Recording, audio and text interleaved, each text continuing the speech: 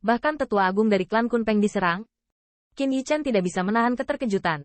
Dia telah melihat kekuatan tetua agung klan Kunpeng, dan tidak diragukan lagi itu adalah kekuatan alam surga kaisar.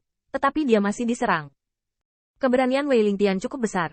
Bahkan para senior yang pernah melindungiku sebelumnya berani bergerak. Qin Yichen berbisik dengan dingin.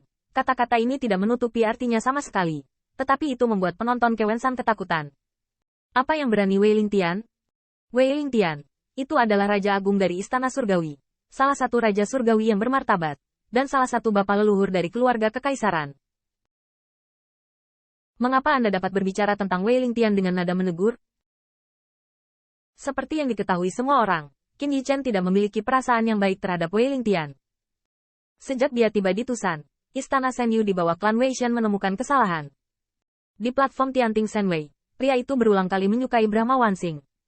Pergi ke Tiangwan dulu dan bicarakan tentang itu. Kapal dewa terbang keluar dari tanah klan Kaisar Ke. Ketika Qin Yichen berdiri di kapal perang Feng Qing, Qiyu menjadi dingin dan serius lagi. Seperti seorang jenderal tentara, kembali ke Xiongguan. Aura semacam ini membuat jantung Putri Wenxing diam-diam berdegup kencang ketika dia melihat ke samping. Meskipun biasanya kayu, sangat tampan saat memulai bisnis. Saat terbang jauh-jauh ke Wen Tiangwan, Qin Yichen tidak pernah lupa bertanya ke langit. Situasi Peng Pas saat ini, jawaban yang diperoleh tidak berbeda dengan kerugian besar. Bagaimanapun, 3 tentara Angkatan Laut Surgawi, Tentara Bintang, dan suku Fan Ming telah bergabung, dan Tian Peng Pas telah dikalahkan secara mengejutkan. Dan, para master di klan tidak berani maju dengan gegabah ketika tetua klan Kunpeng diserang secara diam-diam, dan harus mampu berdiri untuk pertahanan, yang menyebabkan kekalahan besar. Yang membuat Qin Yichen tidak berdaya adalah Wen Tiangwan saat ini memiliki pasukan yang terbatas dan dapat dipertahankan. Tetapi hanya dapat dipertahankan, tidak mungkin mengirim pasukan untuk memperkuat. Pergi tanyakan Tiangwan dulu sebelum membahas masalah. Perjalanan ke Tiangwan pas tidak jauh, dan yang dibawa Qin Yichen dari klan kali ini adalah semua elit yang pernah ke Hezezudi, dan kecepatannya bahkan lebih tajam. Tidak ada bahaya di jalan ini. Bagaimanapun, kali ini tidak ada serangan mendadak oleh Raja Pemetik Bintang. Tentu saja Wen Tiangwan masih khawatir.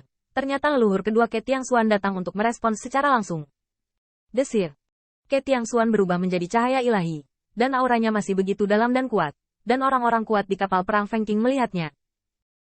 Namun, apa yang tidak diharapkan Qin Yichen adalah bahwa Ke Tiangxuan baru saja bertemu, dan setelah mengangguk sedikit, seberkas cahaya ilahi tiba-tiba meledak dari perubahan-perubahan kehidupan yang dipertajam oleh angin dan gelombang yang tak terhitung jumlahnya.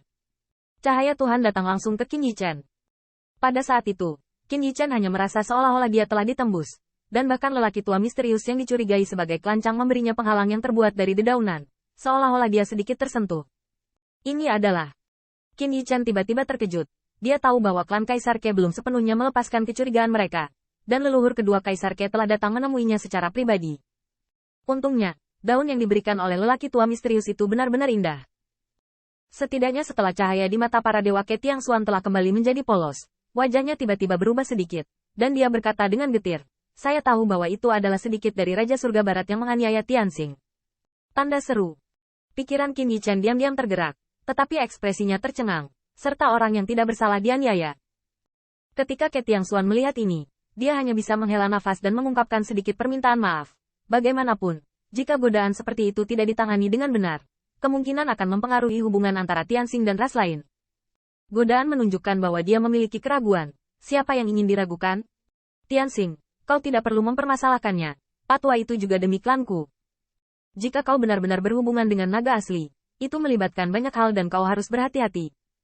Qin Yichen terkejut, tidak berbicara. Dia hanya merasa bahwa tidak berbicara saat ini adalah kinerja terbaik. Ketika Putri Wenxing melihat ini, dia mengerutkan alisnya dan melangkah maju dan meraih lengan Ke Tiangxuan. Kakek kedua. Saya telah mengatakan bahwa Wu hanya sedikit impulsif, dan dia berbicara tentang kesetiaan. Bagaimana menurut Anda? Ke Tiangxuan tidak berbicara, tetapi bahkan menghela nafas lega ketika dia bahkan mengangguk, dan hati gantung Qin Yichen saat ini juga melepaskannya.